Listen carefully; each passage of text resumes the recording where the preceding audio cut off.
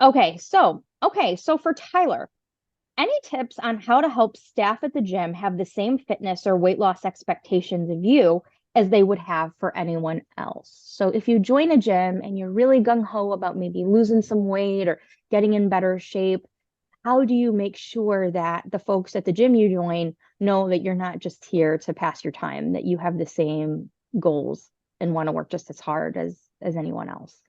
Yeah, I like this question a lot because I think that it's very life applicable, right? Anybody who's watching this knows who's anybody watching this who's visually impaired or has been around people who are blind and visually impaired, like you recognize that there's this natural tendency out there for people to like lower the bar, right? And expect less society or even amongst themselves, right? So I think that the biggest thing to recognize is that when you step into a room, you step into a fitness center, but any room in general, if you don't want people around you to have low expectations of what you're capable of, then you need to set that bar, right? Which can be hard going into a fitness center where you don't really know, right? It can be a little intimidating and you're not even really sure what you're capable of.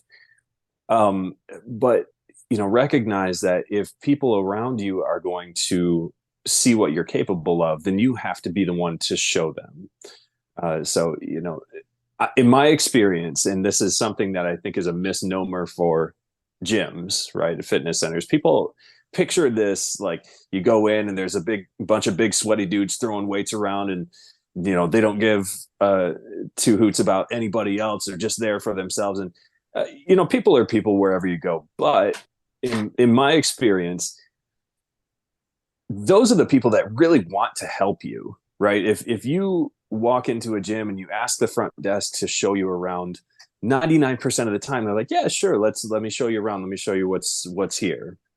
Or you're in a weight area and you're not sure what machine you're by, you catch somebody's attention and could you tell me what this is or how it would, most of the time people are really friendly. They want to help others. They enjoy fitness, so they want to bring fitness to you. So, don't let that environment be intimidating and don't let people around you say, oh man, you're blind. You really shouldn't be doing that. Or, they may have questions, but you're the one to set the tone when you go in. Excellent. And I think sometimes too, just being, communicating with whether it's the personal trainer or the instructor and saying, um, I remember I was once in a class where they passed out jump ropes to everyone but me. And we're like, well, we'll have you do something else. And I was like, I can jump rope. And they were like, oh, I would have thought that was really visual. So Mm-hmm. sometimes even just speaking up and whether it's before class or after class or whatever, if it's one-on-one just in the moment and saying, oh yeah, no, I know blind people who use the treadmill. Like maybe I've never used it before, but I know that lots of people do, and I want to learn to use it.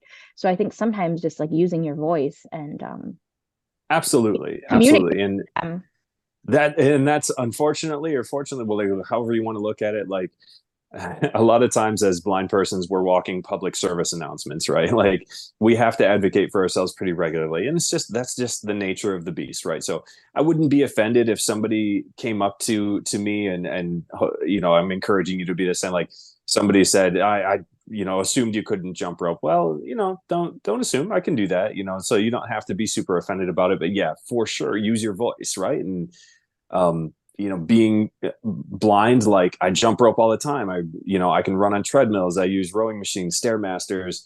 I do Olympic lifts. I use weightlifting machines. I do all the equipment, right? And so you're very capable of learning those things.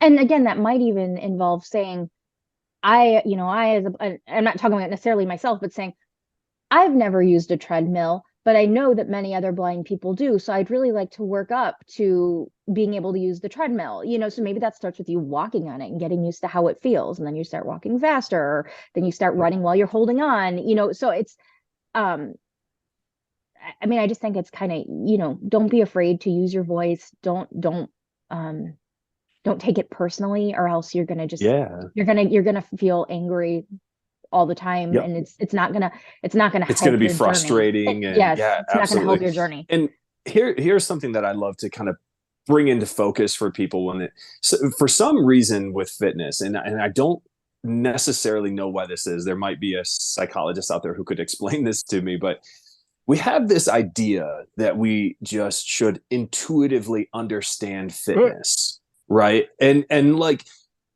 hey, I don't know how to run, or I can't, like, and it's like we're embarrassed by that, right? Or, I don't know how to use this bike or do this lift. And like, well, I don't want to go to the gym and look silly. Like, and what I tell people is like, hey, if I handed you a harmonica and said, hey, will you play me a song on this harmonica? You're like, well, I don't know how to play the harmonica. Like, would you be embarrassed that you don't know how to play the harmonica? The answer is no, of course, because it's a skill you haven't learned. And fitness is the same way. You shouldn't look at fitness as like an embarrassing thing. Like, if you don't know how to exercise, it's simply because you haven't been taught or haven't taken the time to develop that skill set that you have.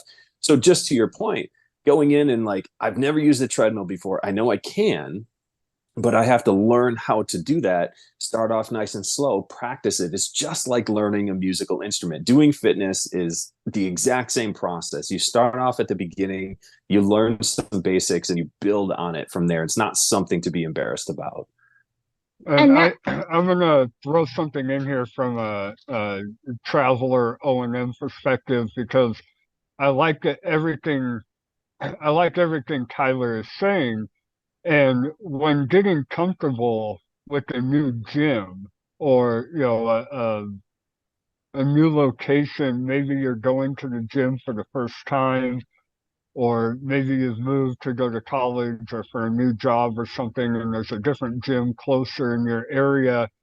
Gyms can be intimidating places for a couple reasons. Some of us think, well, we got to be in shape before we go to the, you got to be in shape to even go to the gym. Some of us All have right. that idea. got to But clean then your there's house before the housekeeper comes over. Right. exactly. I got to be healthy Um, before I go to the doctor, right? Like, it's kind of a silly so thought. but then there's the, where's the locker rooms? Where's the cardio area? Where's the weightlifting area? There's all these things to worry about. And yes, Tyler is absolutely right. Someone should be willing to give you a tour, but not only that, you might want to ask, hey, when are your low times of the day? When the least amount of um, people are in there using the gym, and go in there and explore and check things out, get your hands on things. That's when you can practice, learn how to use the equipment. And, some of the cardio machines like treadmills, take lock dots or bump dots with you, and let the staff know, hey, can we take a few minutes and can we label this? Just put simple bump dot labels on the treadmill, the elliptical, the Stairmaster, the bike, whatever it may be.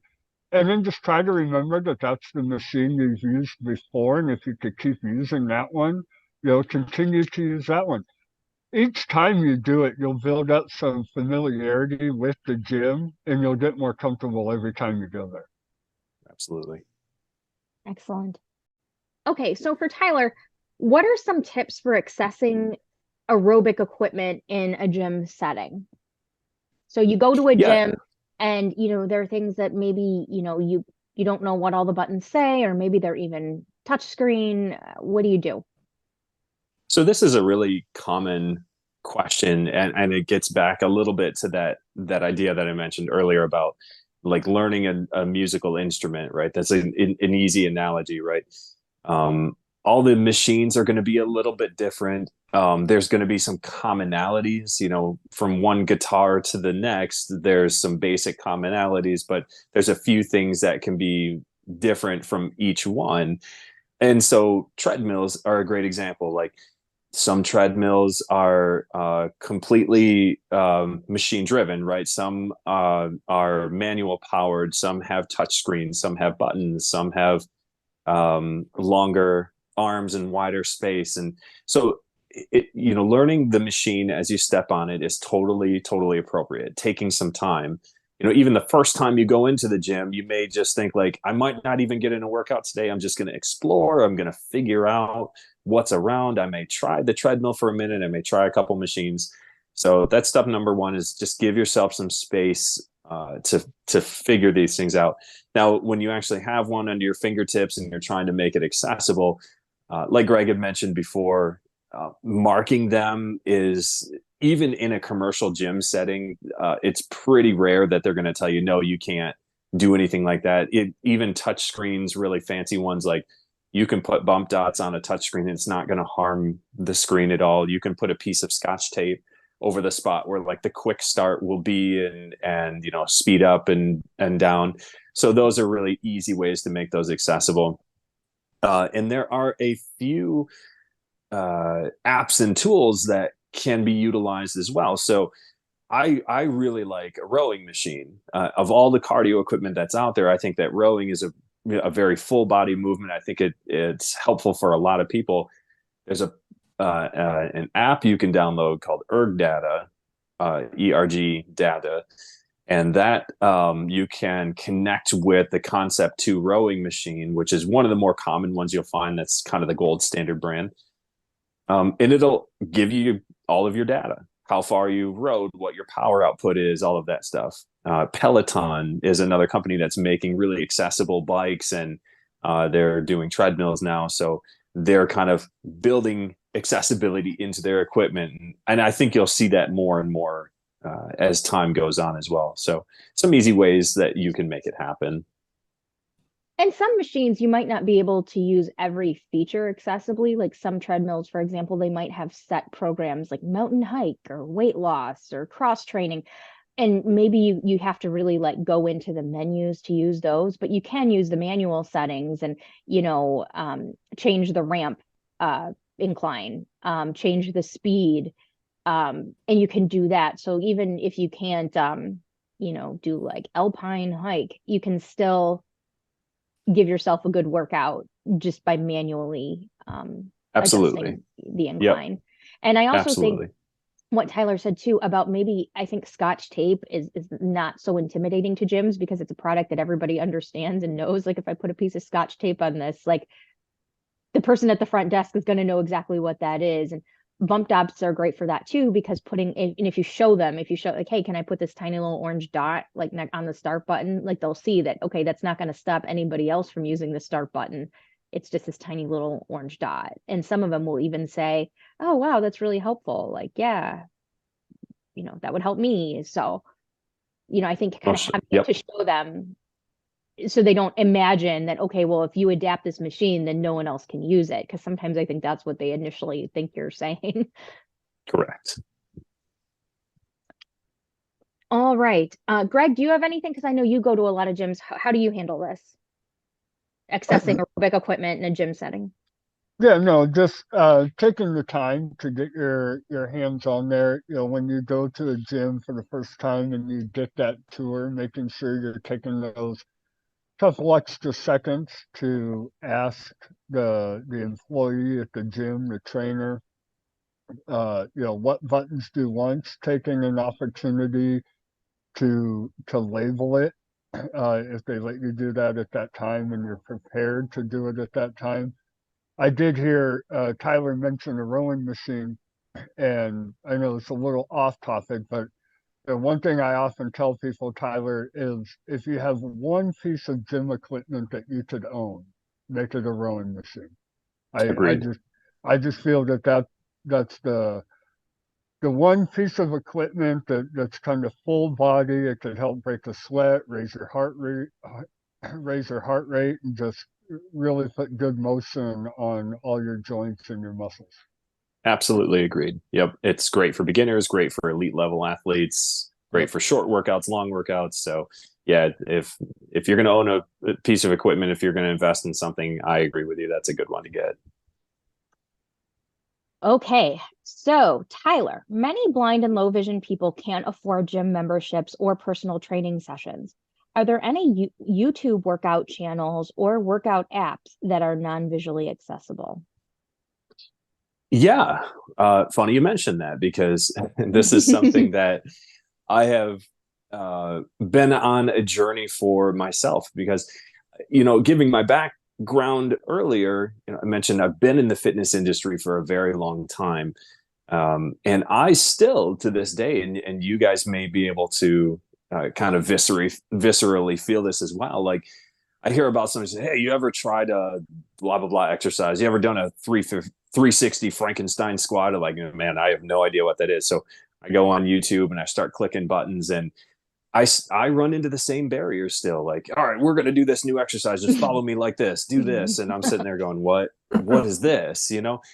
So yeah, it's uber frustrating. And, yeah, I didn't find that there was a whole lot of accessible fitness out there. Some channels are better than others. There are a few yoga YouTube channels where people do a really good job describing. There was a fitness program established several years ago by Eyes Free Fitness. The Blind Alive workouts, really, really great compilation. But I think that Where can you find those? Where can you find so those? Blind Alive, I believe they're still up on a YouTube channel. Okay. So I think most of that can be found on YouTube, and they've got about 24 workouts or so, different, some gentle yoga and some sculpting and some things like that. So good workout program. I actually started developing my own resource, Revision Fitness, that is a fitness program designed to be fully accessible for the blind, but also encompassing my experience as an elite athlete, as a personal trainer, to help people really connect with fitness. So it's similar idea to Blind Alive, but it's a much broader, deeper scope, a lot more variations and options to encompass all of what fitness is. Because you ask about, like, hey, well, some people can't afford trainers, they can't afford memberships at a gym. Totally understood. There is so much fitness you can do just in your own living room, right? So there are lots and lots of options out there. The Revision Fitness app, which is available on iOS and Android, or my YouTube channel, which is Revision Training LLC, all fully accessible workouts. And there's quite a bit of variety in those programs for you to kind of find your fit. The majority of it right now is actually without equipment. I'm actually working on building more equipment into it now, but it's a lot of body weight stuff, just a little bit of space, and I teach you all the movements. And just like learning a musical instrument, you learn a little bit at a time, and there's a huge amount that you can do without ever having to go to a gym. And Tyler, what can you give us that website again and maybe spell it for the people, your website, Revision Fitness? Yeah, for sure. So you can either download the mobile app version Ooh. on the App Store or Google Play. So it's Revision, Revision, Revision Fitness. It's actually supposed to be a capitalized V, so Revision, little play on words. But yeah, you don't have to search it that way. And you can also go to Revision Fitness App, revisionfitnessapp.com, and pull up the program on the web there. So if you're not a mobile smartphone user, that's totally fine. You can get it on the web at revisionfitnessapp.com. Now, I don't know if either of you know anything about this, but I know a few years ago, the app Aaptiv, Aaptiv, was all the rage in the blind community. And I actually, I never looked into it, and I actually have thought in the last few days of looking into it. And I see it in the App Store; it's still there. But have any of you used Aaptiv, Aaptiv? I have not. I've heard some good reviews on it, some mixed reviews, Mhm. right? And I think that's where, like, Apple Fitness Plus is kind of in a similar situation where, like, people are like, oh, it's really cool because they're starting to describe stuff now, and that's great. I promote that all the way, 2 thumbs up. Like, the more resources we have, the better. But I also recognize that starting to describe things may not hit the mark, right? There is a lot of nuances to exercise that can be really challenging for a person who's totally blind and maybe has been their whole life. If you've never done a push-up in your whole life, and somebody says, okay, all you got to do is you got to put your hands on the ground, get on your hands and toes, bend your elbows, and then straighten your arms. And Right. Like that's a description, but that does not do it justice, right? No, There's a lot of, no. so what my program has done is taken those types of things and broken them down into much smaller pieces and given much more detail. But yeah, those anything that works for you, if you're experienced with fitness and you know how to move already and you're doing a lot of great things, then yeah, maybe some of those would be accessible enough for you. Excellent. And like I said, I do know many blind people who really like the Aaptiv app, AAPTIV. I want to try it. I know that it has different types of workouts. They're completely audio. They're audio. And there's like aerobics, strength training, treadmill. But again, it might assume that you have a certain amount of knowledge of, what a squat is. I mean, I haven't checked it out, but Yeah, and it may. I'm not 100% sure. But yeah, it's definitely like, if you have a base knowledge, and the program that I put together, a lot of those same things offered. So, I have about 40 plus audio workouts in the program up right now, and it's a library that continues to grow. So there's cardio workouts, there's ab workouts, there's strength workouts, there's yoga, warm-ups, cool downs. I have a 10-minute workout series, so for the busy parents, there's some shorter stuff you can get into. So but it's about finding the resources that work for you. So there are a few out there for the blind, just they're the little few and far between at the moment. and I've done that too, like where, maybe it's been a while since I've done a squat. And so then I'll Google like how to do a squat. And often I have to watch like 3 or 4 videos until I have enough information that's really helpful for me. Like I might want to be like, I can't remember, like how deep do I want to, get down there? And are my feet supposed to be shoulder width apart? Are my toes supposed to be pointing forward or out to the side? I know what a squat is, but maybe I haven't done one in a year or so. And I need to remember like what am I supposed to be concentrating on and thinking about as far as like my back or my shoulders. And sometimes I'll have to watch 2 or 3 how to do a squat apps till I feel like I get what they're talking about. So Sure. And that's pretty normal too. That shouldn't deter anybody, right? Again, back to the musical instrument analogy, like it may take some time, right? It may take a couple lessons. It may take some repetition to get it just right. And that's okay. That's totally normal. and one thing that I know if and I don't know, Tyler, like what your thoughts are on this, but one thing that I do, if I haven't worked out in a while and I just need to get started and, I'm not in a class or anything at the moment, I'll just kind of set myself up with like, okay, for this song, I'm going to alternate doing 10 squats, 10 jumping jacks, 10, I'm just making this up, like 10 squats, 10 jumping jacks, and 10 mountain climbers or something. And I'm just going to do 10, 10, 10, keep going in that cycle until the end of the song. And then next song, I'm going to do 10 curls and 10 push-ups. And I'm just going to keep doing that until the end of the song. So even though it might not be like the most, maybe balanced professional workout, I kind of just tell myself like, okay, I'm going to listen because I like having music on and saying like, okay, I'm going to do 10 bicep curls and then 10 baby Arnolds. And I'm just going to keep doing that, like alternating it till like the end of the Yeah. song and just kind of keeping it like really simple, but like alternating it. Because one thing that I know that I've learned in the past year that's really helped me is I used to kind of think you had to do like 4 sets of 10 for everything. And sometimes like that, I'd feel kind of bored and like learning kind of that, okay, do 10 of this, 10 of that, 10 of this, 10 of that, and then come back and do that cycle over again. That helps me to not feel like bored and like, okay, this is really dull, like, because you're constantly moving and doing a new activity.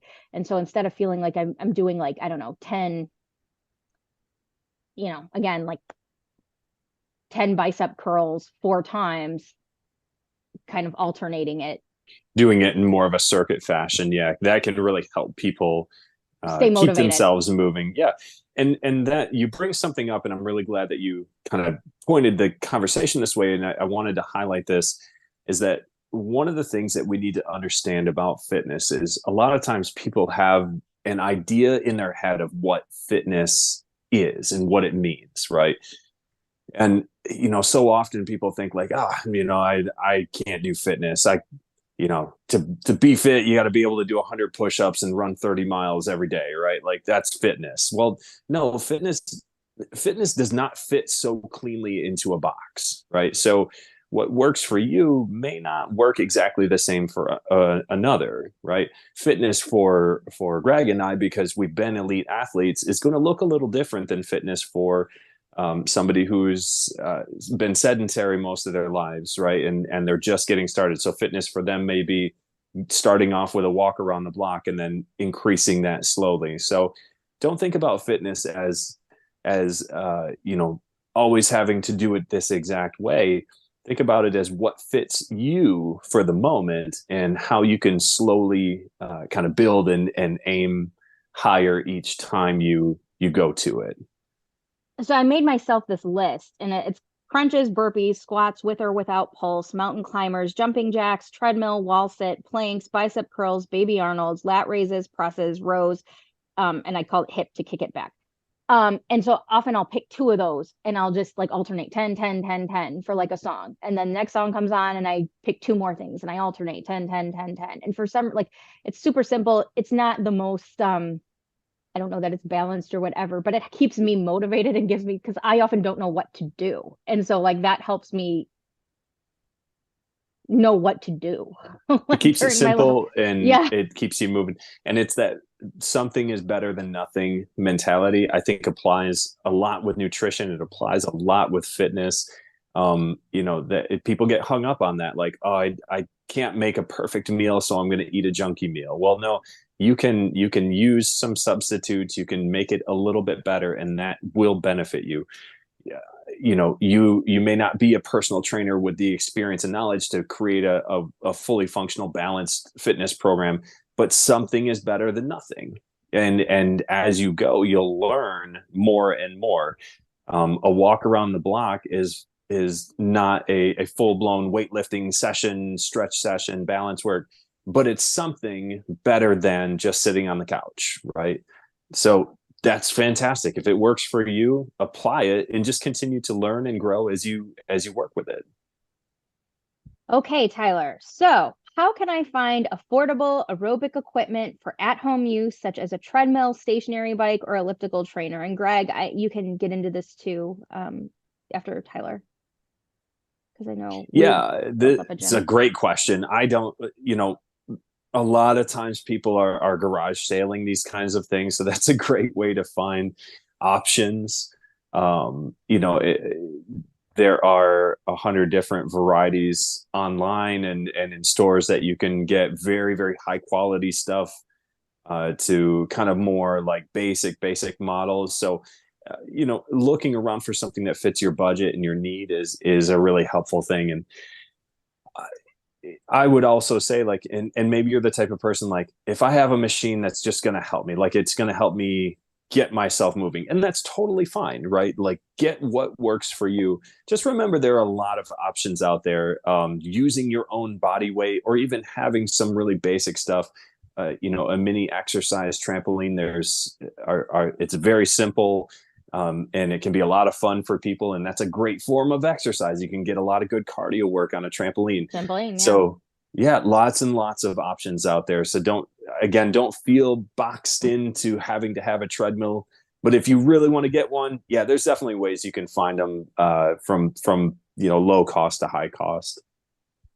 Now, Yeah, Greg and I, Tyler. we've built kind of a gym in our garage. Since neither of us drive, neither of us have cars, we've turned our garage into a gym that Greg has been the one to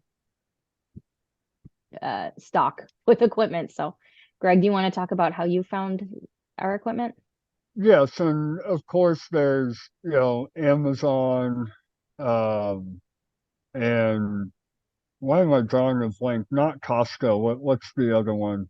Sam's Club? Uh, yeah, Sam's Club. There's Amazon, Sam's Club, even Costco, but you're going to be paying, full retail price at those types of places. And I have put some equipment in our gym that have come from that, but as Tyler mentioned, yard sailing, I kind of laugh because Tyler, our 9-year-old son, Leo, he's been conditioned to look for yard sales. And now if he's walking home from school or riding his bike around the neighborhood and he sees a yard sale, he walks up and he says, "Do you have any fishing He does. equipment, tools, or gym equipment?" I like it. And if they do, he calls me and I run over there and see what they have. So, yes, you can get lots of gym equipment at yard sales. A couple apps that I'll throw out there. One is called Nextdoor. If you have Nextdoor in your community, you might put a post out there on Nextdoor that, hey, I'm looking for some used gym equipment. If you have a used bike or used weight equipment or a used treadmill that you're trying to get rid of, I know the value of these things. The one thing I will say is definitely go check it out. Just, Facebook Marketplace, for example. I have got some weight equipment from Facebook Marketplace, but I haven't yet found the treadmill or the used or a stationary bike that I would like on Facebook Marketplace. So still, just like if you would go to a store, don't assume you're going to buy it just because it's a good deal. Make sure that that piece of equipment is going to do what you want it to do. Not all treadmills are the same. Not all bikes are the same. When I get on the treadmill, I run at a pretty good clip. I can, when I kind of get my runner's high and I get into my stride, I could run pretty well for a pretty long time at 7.5, 8 miles an hour. Some treadmills don't even go that high. So Yeah, I and some are went, built a little more on the lighter side. They have like a yep. narrower tread. Like they're just not designed for a big run like that. Yeah. Right, So right. And I'm over 200 pounds. So, me running on a treadmill, it's got to be durable. right. I have a broken one in the garage right now, Tyler. He does. Okay. We got that, but luckily we got that one at a garage sale. So that's the good thing about buying used equipment. Like we were Right. like, I then if got it, my $200 out of it. There you yes, go. and we've had that thing for almost 10 years. So it's like if you have it for a few years and you buy it for like $200, You're doing great you then. don't feel Yeah. too bad about it. Yeah. Yeah, I so have don't. a Oh, I was just going to finish by saying, don't just run out and grab one because you think it's a good deal. I did that with the rowing machine. I thought it was a good deal. I broke it almost as soon as I got it. oh yeah. And so just, shop around, test them out, and make sure the equipment is going to do what you want it to do. Don't just buy something because it's a good deal.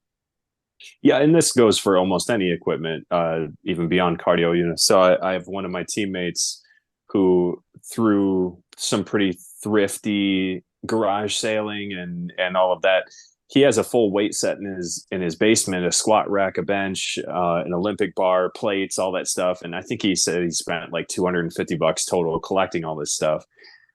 When my wife and I moved into our house recently, I said, I want to make an investment in some good Olympic bars and plates and a rack and all that stuff that I'm going to just have for the next 15, 20 years Yeah. or even beyond. And so I spent a little more on that, and it wasn't a tremendous amount. I think I spent like 1,200 total on all of the equipment, but it was an investment that I felt was very, very much worth it. But yeah, did some shopping around, got some stuff with good reviews and knew exactly what I was going for. I Excellent. made, it's funny. So when I started putting our gym together, I thought, okay, I'm putting it in the garage. I need to be mindful of space. So I bought a Marcy bench press that has like the leg extension, leg curl, and the squat rack on the back. As soon as I started using it, I went, no, I need a standalone squat rack. Mm-hmm. Mm-hmm. So as I'm putting this gym together, I keep expanding, and as much as I appreciate equipment that's kind of all in one, multi-purpose, going back to my background, I like machines and pieces of equipment that do one or two specific things and then you move on to the next piece of equipment. And then, but I also have the luxury of space. Yep. I know that not everyone has that luxury, so you have to be mindful of the size of the equipment that you're buying. We don't But have the burden of a driver in the family. Just kidding. Right. It's gonna come. Yeah, I know. I can't wait. I will gladly. Half of my move garage is taken cars. up with a minivan right now. So yeah, I have my weight equipment on one side and the car sits on the other. So it'll happen eventually. Yeah. Cannot wait. All right, we got 3 more quick questions, you guys. Okay, so Tyler, do you have any non-visual tips or tricks for judging posture when lifting for strength? Many trainers tell you to look in a mirror. Yeah, I like this question. It gets back to that idea of intuitive eating, like learning to connect with your body. And some people will just be able to do this better than others, but that's okay. If you're one of those that like has a really hard time connecting with your body and knowing your position in space, that's totally fine. It's just something to practice. So the initial play, and this is one of the lessons that you'll find on my revision fitness program, is to understand what good posture actually is. So this lesson that I walk you through, there's about 20 lessons that go through basic foundational positions and movements, backing yourself up against the wall, right? And placing your heels, your buttocks, your shoulders, and your head against the wall. And recognizing that your spine has some natural curves to them. It's supposed to be that way. So we think straight spine. Well, that doesn't mean your spine is actually straight, but that means that the curvatures of your spine are lined up in kind of in that shallow, natural curve position. So placing your back against the wall, the back of your head, your shoulder blades, like kind of between your shoulders, and then your buttocks should be touching the wall. And then you can actually put your hand like on the back of your neck and kind of slide your hand in by your lower back. And there should be just enough space there to kind of slide your hand in, because that's where your spine will naturally curve slightly forward as an anterior curve, right? So what you can actually do is practice standing up against the wall like that, not looking up towards the sky, but pointing your chin forward and the back of your head to the wall. And you can actually step away from the wall and kind of hold that position for 20, 30 seconds, a minute, 2 minutes, until you really kind of get a good intuitive feel for what good posture is supposed to feel like. And then you start to apply that to sitting down. You start to apply that to standing up. You start to apply that to hinging forward at your hips and doing a bent over row or something along those lines. You start to learn what a neutral spine position feels like and how to maintain it. So it's a practice repetition type thing. Excellent.